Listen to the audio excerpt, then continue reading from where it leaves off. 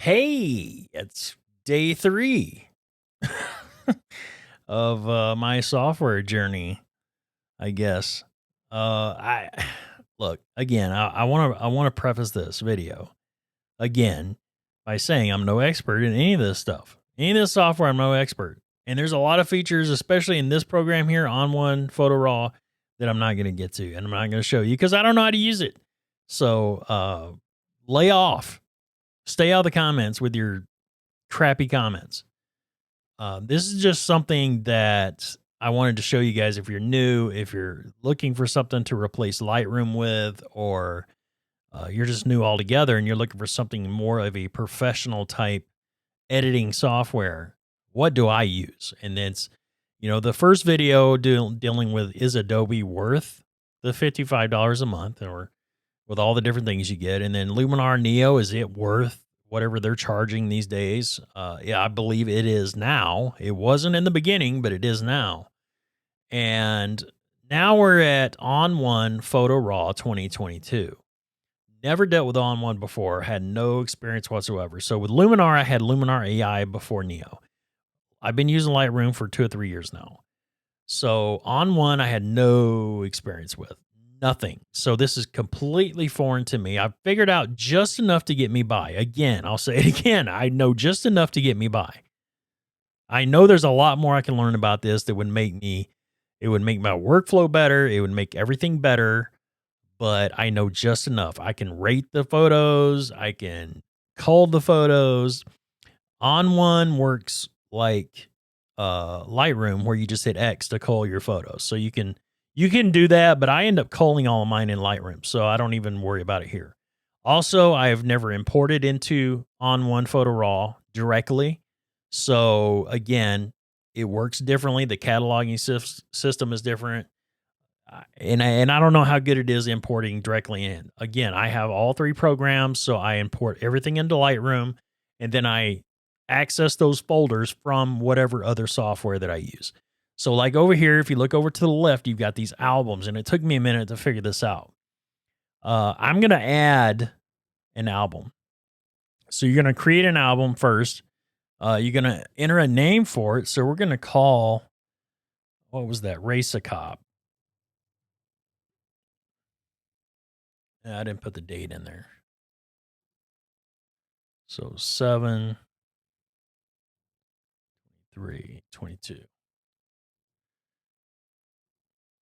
So I created the album, but there's nothing there, right? So this is kind of a nice thing. I kind of like this. It seems to be easier to browse. See where it's in browse right here? So browsing seems to be easier. So these are all my hard drives and all my external and internal hard drives. I have access to all of them. So I know I have my raw photos on this hard drive. So I'm going to,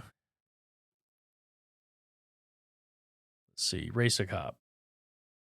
So now what I'm going to do is, instead of having to go back to this folder all the time, every time, I'm going to highlight one. I'm going to click edit and select all. And now I got to make sure I'm down to make sure you know where you're going. Here's where I'm going. And just grab anywhere in here and drag them to that folder. So now all the pictures there. And again, it's supposed to be, it doesn't mess with the photos. It doesn't mess with the original photo or anything. So you don't have to worry about damaging the photos if you're going back to Lightroom or whatever. It doesn't do that. So it's non-destructive, but you have to do that right off the bat, which can be a downside in a sense, but in a sense, it's kind of a good thing too. So now you created your own album, and you can edit those photos, and you can pick which photos. So maybe you don't want all the album or all the photos from that folder that you had up there. And maybe you just wanted 20 of them or 30 or 100. And then you could just highlight the ones you want and just drag them over. So now it just immediately accesses. So this isn't really a folder, the folder on the hard drive. You're just accessing the folder on the hard drive. So now I'm going to show you what unless this thing mysteriously updated while I was sleeping, and I know it did not. So I'm going to show you what happens. So once you click on an image, then over here all the way to the right, you can see, what are you going to do next? We're going to hit edit. No way. Did this thing? No way. Yesterday, I swear to you guys, yesterday it had a big old X. The photo didn't even show up. All right, hold on a second. Let me try to adjust something. Oh, it's clicking. It's making clicking noises. Oh, no, there we go. And it's actually, yeah, it's actually working. Wow, how is that possible? How is that possible? It wasn't working yesterday. I swear to you guys. I swear to you, it was not working. It had a big old X. It's working. Oh, this is awesome. I got to go back through all these photos. That is so awesome. I am so happy right now. Um, yeah, I'm just excited now. I don't know why. But I don't see, well, I don't see something. See, there's my white balance. Camera profile is grayed out. See that? That's the problem. So I don't have access to my camera profile. That's the issue, because normally you would have access to your camera profile just like you do on Lightroom, and you could change that. And then also, I noticed the Fuji camera film simulation show up as well, just like the Lightroom. So normally you would have access to that stuff. I'll show you. Go back to browse, click up in the upper right hand corner, and oh, I thought I drugged some in here, but I guess I did not. I thought I did, because those are all A9 photos. Oh, well, no big deal. Now I want to show you. So let's create an album. So we'll call it Fuji 1. And I'm going to go looking for, and it remembered where I was at. So that's kind of cool. So you don't have to go all the way through it again. So let's go to older Fuji, and I know that's 2021. Fuji X-T4. And let's do, oh, I don't know. We'll do those. So y'all need some Jesus. That's for sure. All right, scroll down. You got to scroll down here, so we know we're going there. So you can just kind of drag it from here. And now, voila, all the photos are there. It's kind of easy. It's kind of a pain, but it's kind of easy too. So, blah, blah, blah, blah. What do we do? Here's Michael beating old Satan down. So let's go to edit and see where it says camera profile is all highlighted now. So now we have access to it. So now I've got choices. Here's all my Fuji. So whatever was built into the camera, that's what you have access to. And then here's the On1. Now the On1 profiles are actually pretty good. I will give them credit. They're much better than the Lightroom, I think. The Lightroom standard profiles. The On1 profiles are pretty good. Like, I actually started using these over the Sony creative profiles, especially the Vivid. The Vivid worked really well. And the standard, of course, if you want to do more color grading and stuff, or neutral, same thing, neutral. But I still prefer to use Fuji, to be quite honest. So, yeah, you've got the same sliders you do in Lightroom. Pretty simple. Obviously the cool thing is you get midtones, which I think adds to it. I think you get more access to highlights or shadows when you have that midtone slider. And again, I know you can do it in curves. Stop it. Don't even get in the comments and tell me that crap. One thing I do hate, you've got these highlighted, right? If you just, I have a Magic Mouse. I'm using a Magic Mouse with my Mac Mini. But if I end up, and now it's not going to do it, but if I just move my finger on my mouse, see that? It moves it. You have to click off the button. Then once it's not highlighted, then you don't have to worry about it accidentally being triggered. So that's one thing I don't like is you have to be cognizant of, you have to get that off. You have to get that unhighlighted. Now with the Lightroom, of course, you hit Option on the Mac to access your whatever zebras or whatever your mask, to show your whites and blacks. On1 Photo Raw, it is the letter J. So you hit J, and you see where the red shows up. That's the highlight, or that's the whites. So we can tone that down, or we can actually use the highlight slider to get it even more fine-tuned. So you can really, so we'll take the highlights way down, and then the whites will finish it off. Yeah, so the whites finish it off. Sometimes you have to use a combination of highlights and whites. And if you hold that button down, you're still seeing the mask. And of course, the blacks will show up blue.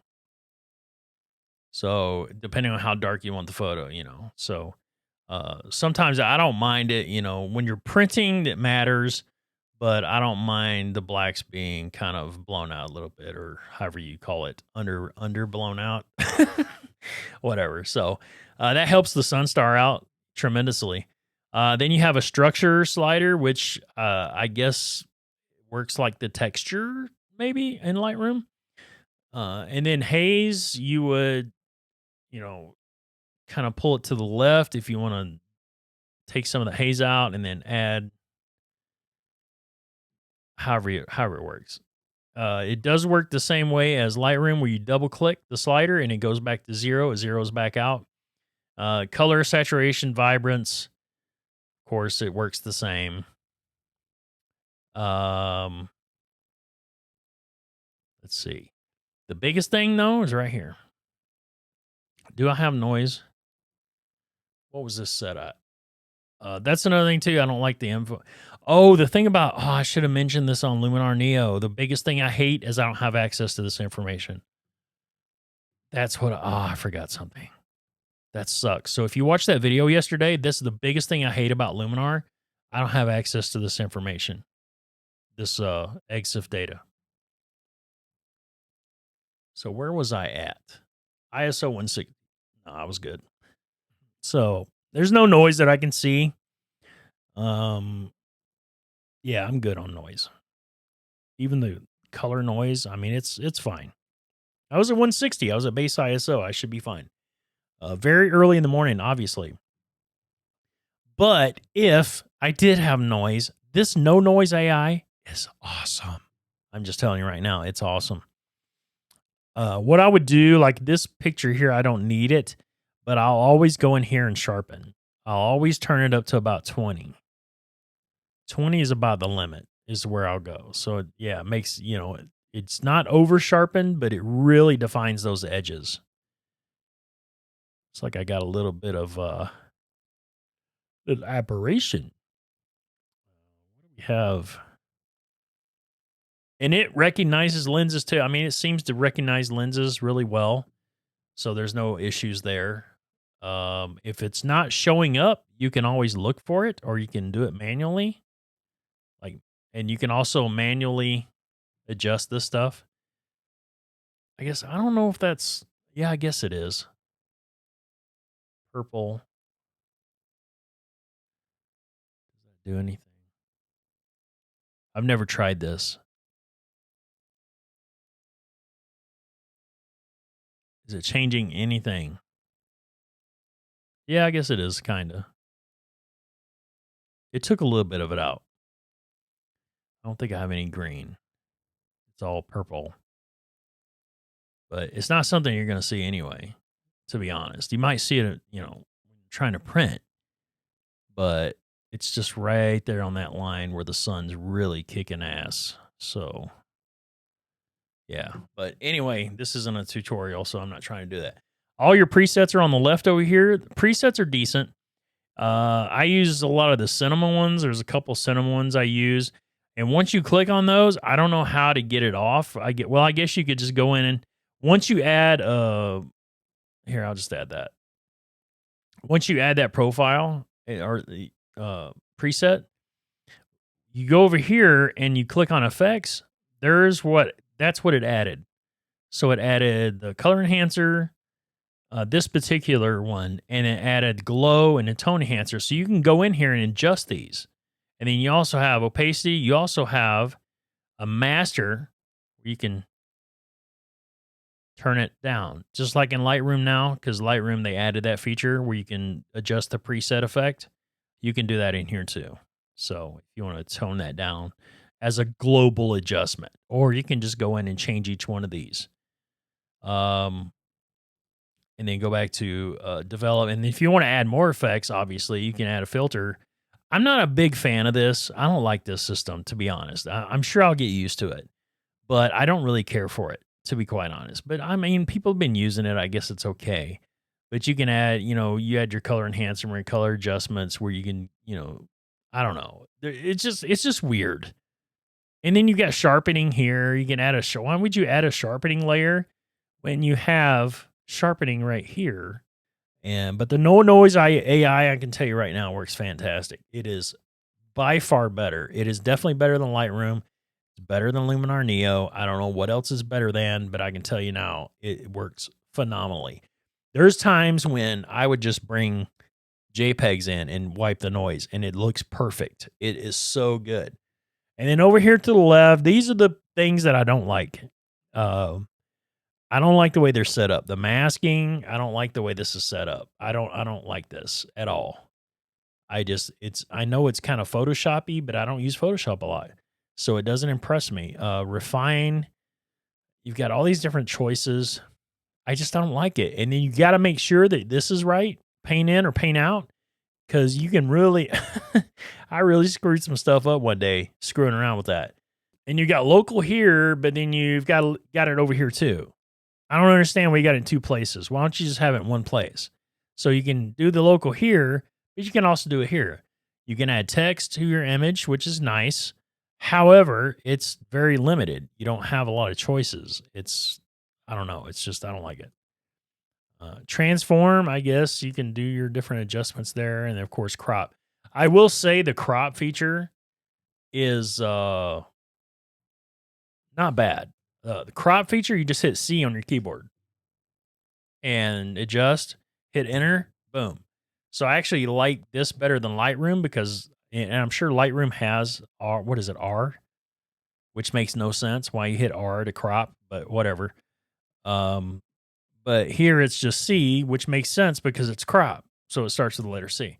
So On1, I think, is as close to a full suite type product.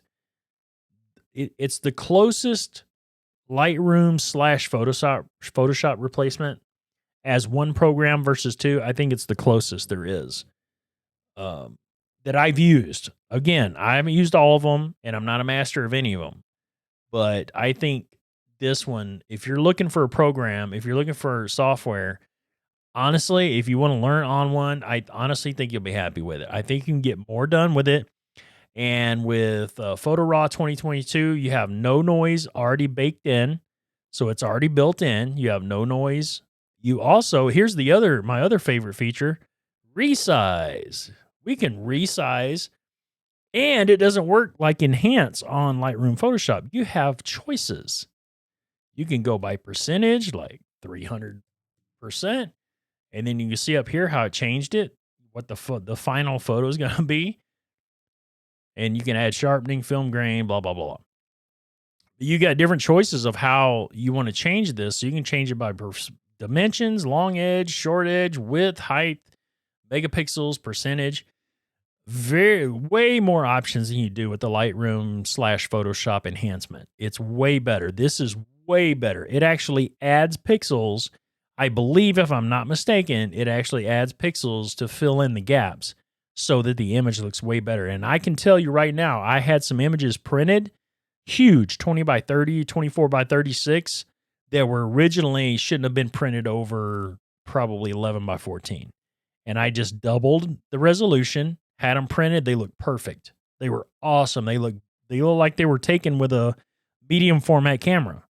So that's the two pluses with On1. So if you're looking for a complete software, this is going to be it right here. On1 Photo Raw. I'm not sponsored by any of these companies. I'm not getting a kickback. I don't have a code for you to punch in to get a discount.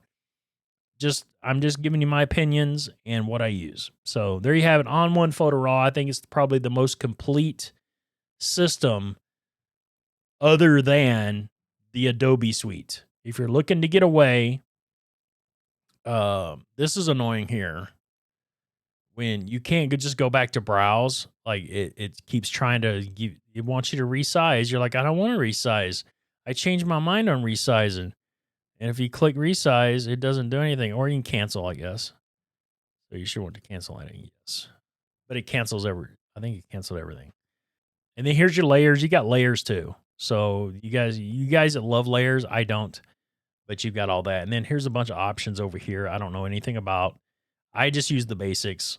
The albums. I go in and do my basic editing, some enhancements as far as resizing. The print feature on here I heard is superb. I heard print feature is better than Lightroom in a lot of cases. So it gives you more choices on sizing and borders and stuff like that. So I honestly, on what, now that they're actually, I guess they're supporting Fuji Files. The new Fuji Files, I guess. I mean, I swear to you, the other day it just gave me a big old fat X when I loaded in. So let's go. Let's try another one. There it is. See, that's what I got. That's what I got. So why did the other photo work, but this one didn't? Aha! We found a bug. Let's try another one. Now that one works. What is the deal here? Is it because did something get moved? Like without me knowing? Does this work? You guys are finding that I keep hearing the clicking sounds. You guys hear that?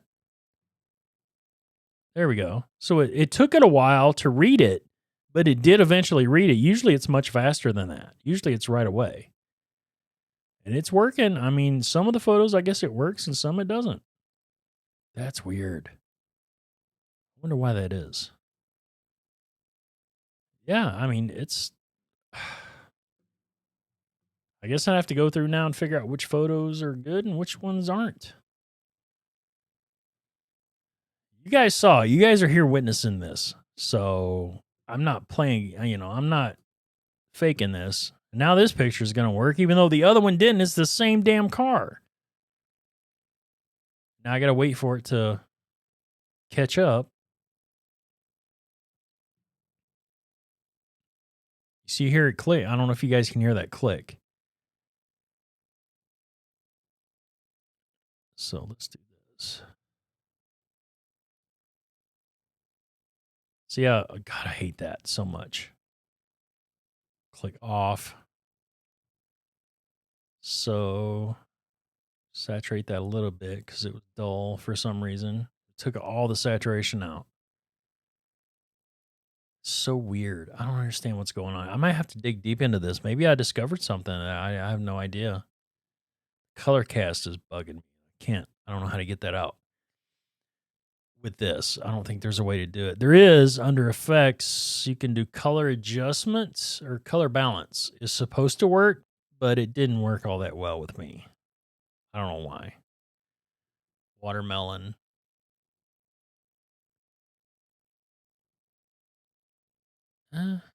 Sort of. It's still there. I can still see it though. And then if you don't want to use that adjustment, you just click that and it goes away. So easy peasy. On1 Photo Raw, I definitely think you'll be happy with it. And Luminar Neo will be fine too if you're doing basic stuff, for the most part. You got some advanced AI features. And then, of course, Lightroom, the whole Adobe Photoshop Lightroom suite, the whole shebang, $55 a month or whatever, and you get a lot of stuff. So it's up to you. I can't make that decision for you. I got all three, and I use all three, on occasion. I use Lightroom mostly. On1 Photo Raw, I've been using more lately, trying to learn more about it. But there you have it, folks. Thanks for all the views and watching. And if you subscribed, I appreciate it. We'll have more coming at you. Hopefully some POV videos from the track. And I'm going to try to rent me one of those Ninja Vs, Ninja 5s to record my screen, because I think there's some things I want to talk about with the Fuji X-H2S. Some weird stuff. A couple weird things that I want to talk about. It's not like horrible. It's not bad stuff. But I think it needs to be addressed. And hopefully Fuji addresses it in a future update, a soon future update. So again, we'll catch you again real soon with another video. Thanks for watching.